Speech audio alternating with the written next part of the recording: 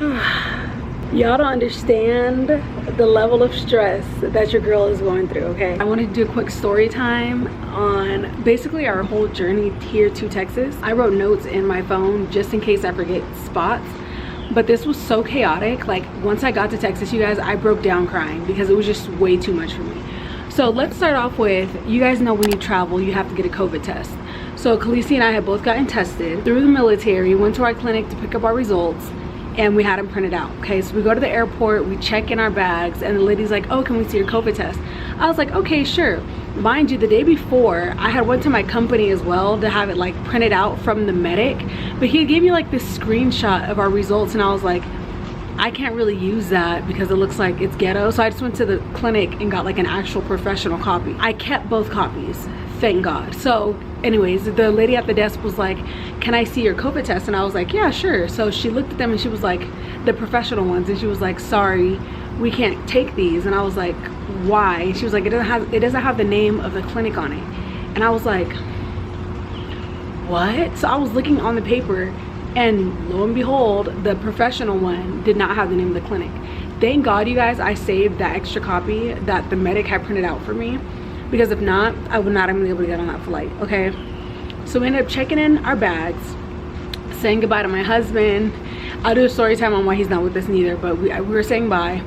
Then we go through security, okay? Mind you, we haven't ate. It's probably, my flight was leaving at 10, so we were there at like 8 something, and we hadn't any breakfast. We just woke up and went. Like, Khaleesi had her milk, but that's all. So I had like Cheerios, I had like an orange, I had like Capri Suns, like snacks for her because she's a baby. I can't just not feed her. All the snacks had to go bye-bye, and I was like, okay, it's fine, I'll buy more. So we go through the security, all snacks are gone, nothing's open for me to buy her snacks. I was like, okay, Khaleesi, you're gonna have to thug it out for 50 minutes because that's when like our next flight to Frankfurt was. And so we ended up going to Frankfurt, getting off that plane. And when we got off that plane landed at like 12, and we had to be at our gate by 12:15. Mind you, I don't know this Frankfurt airport, and it's an international flight, so since COVID's going on, they're only allowing people to have one international flight a day, so one. We get off of our flight, we go to customs, and this customs line is over 150 people long, waiting in line to go through customs to get to their flight. So I was like, dang, at this point, I'm not even gonna make my flight because it's already late. So there was this old German lady, and she was like, she saw these people cutting. She was like, hey, why don't you go to that line over there because you're pregnant and you're in the military? Like, because I told her that I was on orders. I was like, I can't miss this flight. Like, I have to be on this flight so I can get to Texas. And she was like, oh, okay, yeah, let me, like, she tried to push me through and like finesse her way through for me to get me through security. So she saw somebody cutting, and she was like cussing them out in German. She's like, why are you cutting? Like, people here have bigger priorities than you, blah, blah, blah, blah. And then I was like, oh my God, like, dang. So we ended up cutting a whole bunch of people. Like, she had us cut everybody. If we hadn't have cut that line, I would have missed that flight again. So anyways, we cut the line, we get to security, and the custom people were like, oh, hey, how are you? At this point, I was like, I'm not even gonna show my regular ID. I'm just gonna show my military ID, because usually when I show my military ID, people don't mess with me, they just let me go. But lo and behold, I showed my military ID, and then they saw Khaleesi, and I guess since she's like lighter, they were like, didn't believe she was my daughter. Something told me to pack her birth certificate and her social. Thank God I did, because I had to show them her birth certificate, or I wouldn't have passed through customs for us to both go to the United States, even though she had a passport. Made no sense to me. So we ended up going through customs. He's like, okay, yeah, you guys are fine, go ahead and go. At this point, we are booking it. Mind you, I'm 8 months pregnant with a stroller, her diaper bag, my backpack, booking it like a good half a mile to my gate. I beat everybody that was supposed to be going on that flight that got off of our flight to that gate. That's how fast I was running.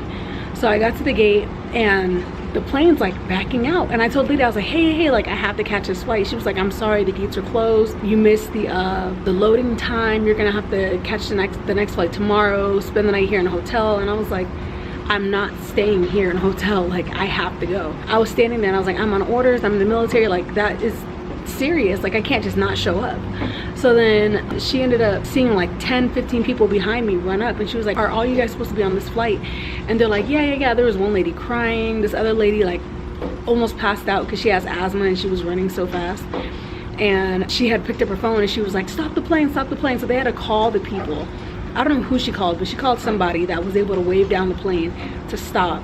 The plane stopped, you guys, pulled back in for all of us to get on that plane again.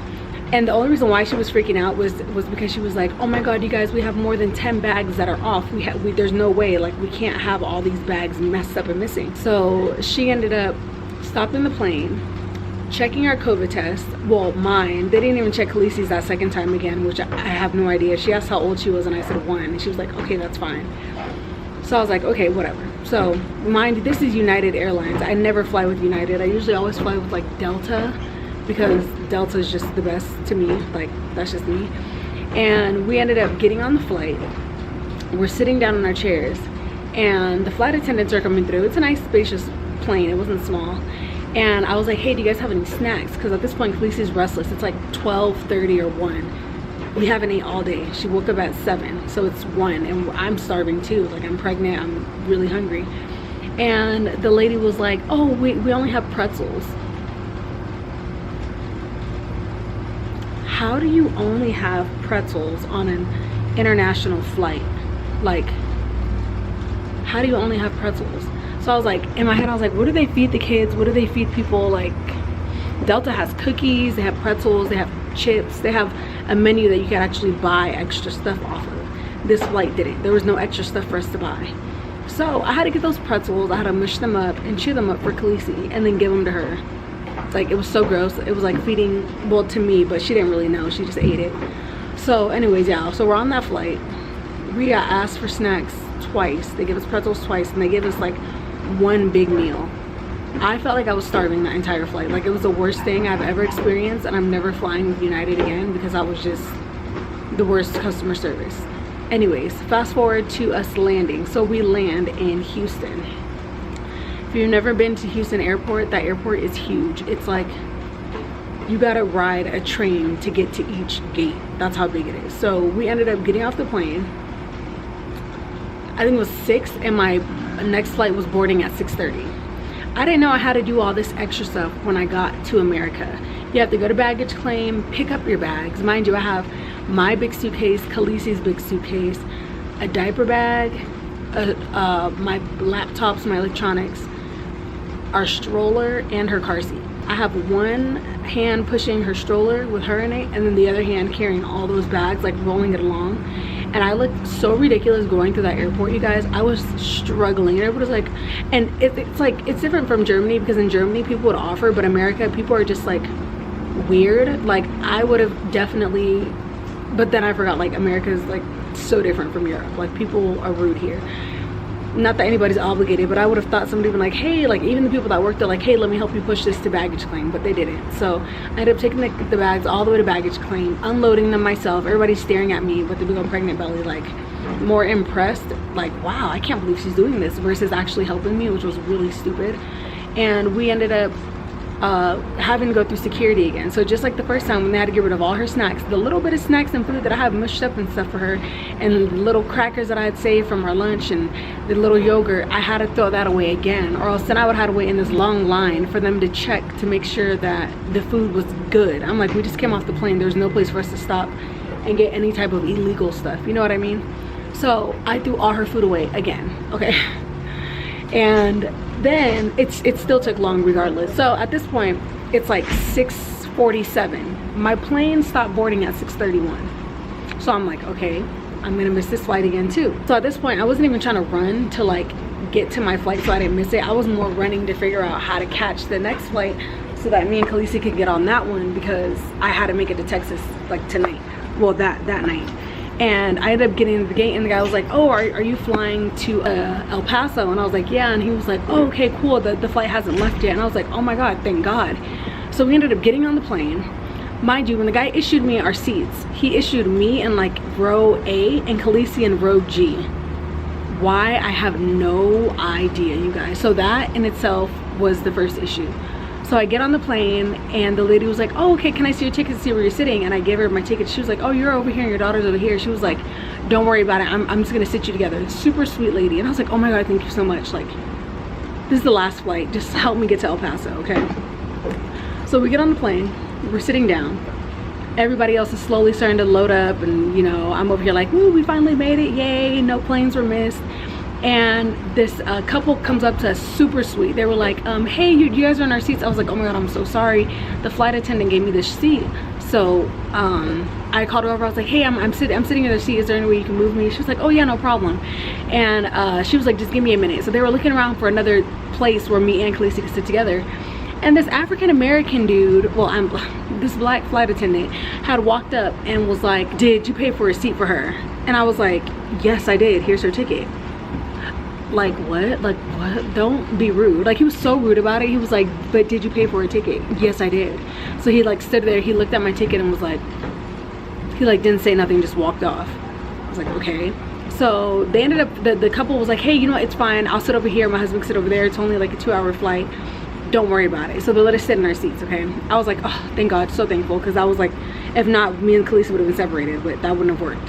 So we ended up taking off, and we're in the air at this point. And then I was like, Khaleesi, by this point, she is so restless. Like, she's been on a plane for like 17 hours and she's done. So I gave her lollipops, I gave her all that stuff, and nothing was working for her. Like, she was just like done. So I asked while the plane's taking off, every flight that we were on, they were like, your baby has to sit on your lap for takeoff and for landing, because the turbulence and the baby's ears pop. It's a safety precaution.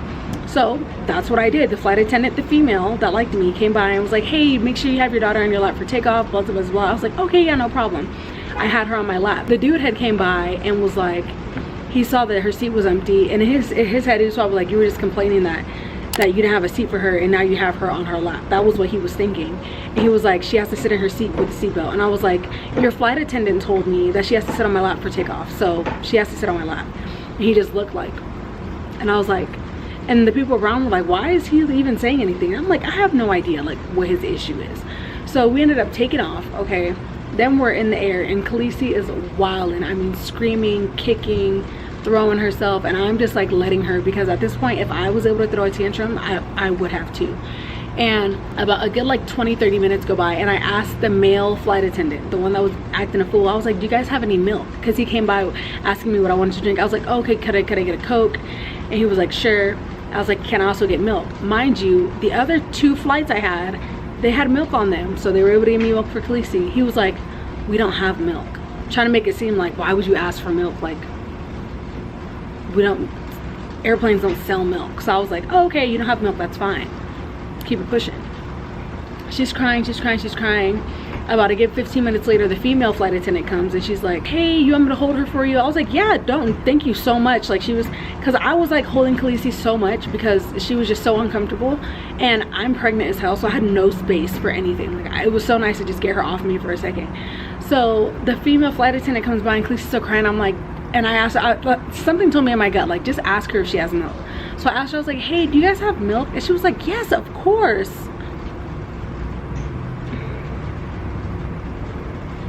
Honestly, you guys, at this point we had about like 20 minutes left on this flight, and I wanted to cuss this guy out so bad. Like, why would you lie about having milk? You see I have a baby, you see she's restless, you see I'm trying to get her to shut the hell up, and you're gonna lie and say that you're not. But okay, so she gave me the milk, Khaleesi finished the milk, and I let Khaleesi scream bloody murder the whole rest of the time. Like, I wasn't even worried about trying to soothe her to make anybody happy, because I was just like, at this point, this dude, because he just lied. Like, okay, I'm about to make this plane havoc for everybody. Like, I don't even care no more. So we ended up landing and we finally got to El Paso, and I was like, oh my God, thank God we're here. I'm done, never flying again. And I go to baggage claim. Where are my bags?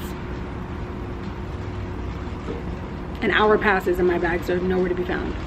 So I was like, okay, well, they put my bags on a different flight because I was late for the first whatever flight from the one place to the other. Was sat away from my bags.